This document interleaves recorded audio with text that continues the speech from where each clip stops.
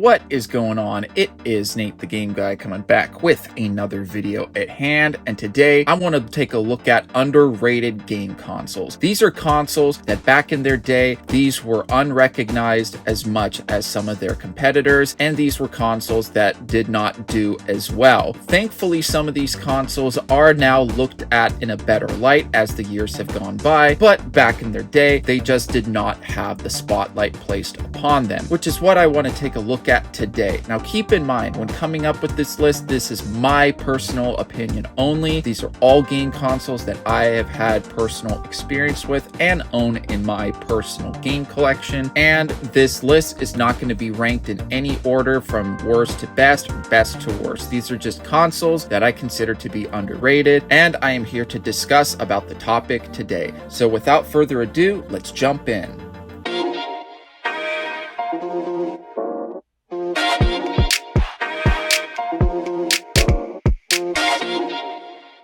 The first game console that I want to talk about is the Wii U. Now, the Wii U, unfortunately, is the result of poor marketing and poor third-party support, and that's how the Wii U ended up with its situation that it dealt with back when it was a thing. The Wii U had a ton of great exclusives, some of which were ported over to the Switch, some of which are still exclusive to the console today, such as Xenoblade Chronicles X, Game & Wario, Pokken Tournament, Smash Brothers, along with a host of a lot of other great exclusive games. The Wii U, unfortunately, when it was marketed, a lot of people believed that it was just an accessory for the original Wii and did not think it was an actual game console that was coming out. Plus, since the console used the gamepad and a lot of games did place great emphasis onto the gamepad, it made things more difficult for third-party developers to develop games for the Wii U. However, what makes the Wii U special and underrated is even during its time when it didn't get as much recognition, it still had a lot of great exclusives that were worth checking out. Plus, some of the games that were ported on to other consoles, in my opinion, did offer the superior experience with the gamepad. Most notably was ZombiU before it was ported over to the Xbox One and the PS4 when it would just simply be known as Zombie. So overall, I do have to say, I do think the Wii U is an underrated game system. I think it has a pretty decent library of games, and I do consider myself to be very fortunate, and I am very thankful to own a complete North American Wii U set in my own game collection. So I will say, when it comes to underrated consoles, Wii U is definitely one that comes to my mind.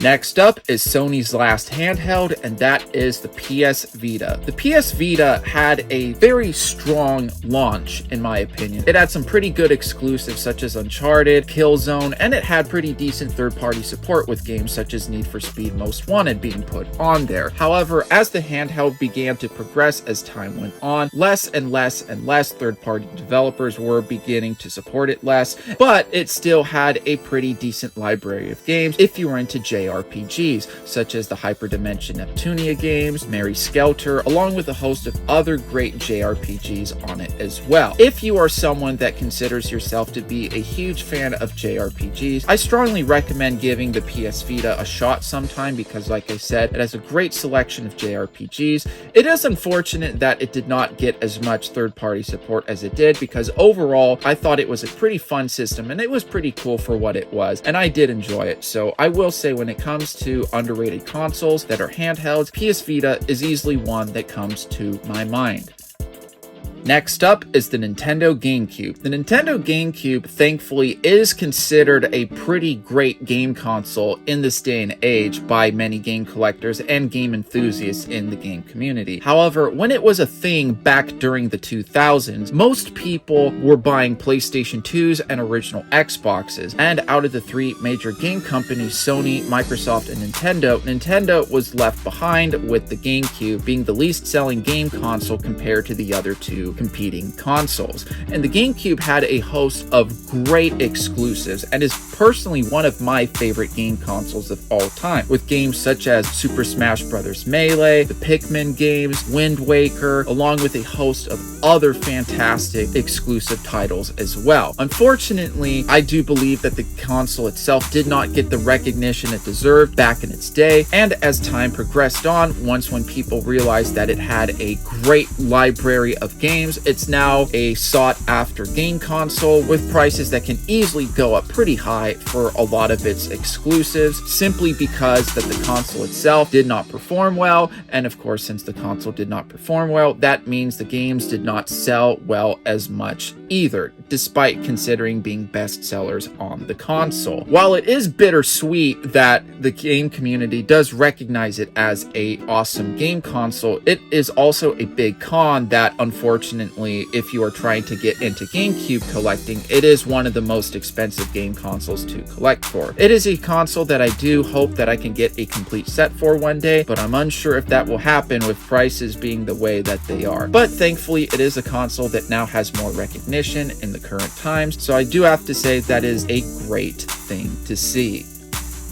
Now, another great console that the game community simply adores and loves, but unfortunately did not receive the success it deserved back in the day, is the Sega Dreamcast. The Sega Dreamcast did have a very strong launch, and it did perform pretty well. And thankfully, the Dreamcast had a host of awesome exclusives, such as the Sonic Adventure games, Choo Choo Rocket, Crazy Taxi, Jet Grind Radio, along with other great exclusives as well. Unfortunately, Sega was dealing with hard times as they were trying to recover from the losses of the Sega Saturn, the 32X, along with other problems as well. And unfortunately, when Sony decided to release the PlayStation 2, it hurt their bottom line in terms of sales when it came to game consoles, which unfortunately forced Sega to become a third-party developer and cutting the lifespan of the Sega Dreamcast in 2001. Thankfully, during the current times, as mentioned before, a lot of game collectors and a lot of game enthusiasts have nothing but good things to say about the Dreamcast, and rightfully so, because it has a wonderful library of games and wonderful exclusives that did come out for the console. So when thinking about consoles that did not perform as well as they should have, but did deserve more recognition back when they were a thing,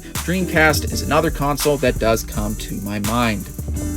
Finally, wrapping up the list is the Sega Saturn. Now, the Sega Saturn, in my opinion, did happen to suffer with a lot of the same issues that Nintendo did with the Wii U, such as weak third-party support, and also being a difficult game console to program games for. But unlike the Wii U, the Saturn launched at $400, while Sony came in kicking at launching with the PlayStation 1 at $300, which hurt Sega right from the get-go. However, with the Sega Saturn itself, it did have a pretty decent library of games and had some pretty great exclusives on there, such as Daytona USA, Nights into Dreams, Bug, the Panzer Dragoon games, along with other great exclusives. This is another console that unfortunately is getting sort of the GameCube treatment. Lots of people are beginning to realize that the Saturn was a pretty decent game console. Unfortunately, as the console did not sell well back in its day, that of course means that the games did not sell well back in its day either, of course making the game prices go up. The Saturn is a game console that I strongly recommend a lot of people checking out, but unfortunately it is a game console that is pretty pricey to get into. But if you have that opportunity to check it out, please go check it out, because there are a lot of great games that are worth playing.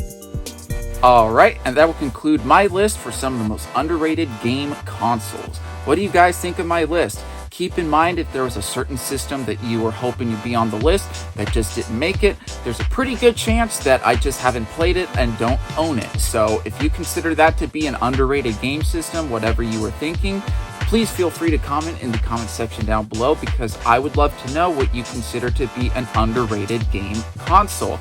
Go ahead and hit that like button too if you did enjoy the video. Helps boost it up into the YouTube algorithm so more viewers just like you can find videos just like this. And of course, please consider subscribing, because I do make a lot of videos just like this, talking about retro, current gen, and share some of my personal game collection, share game collecting tips, all that wonderful stuff. And feel free to hit that notification bell button. Helps you stay notified when I upload a video just like this. Hope you guys enjoyed the video, and of course, I'll be seeing you guys next time.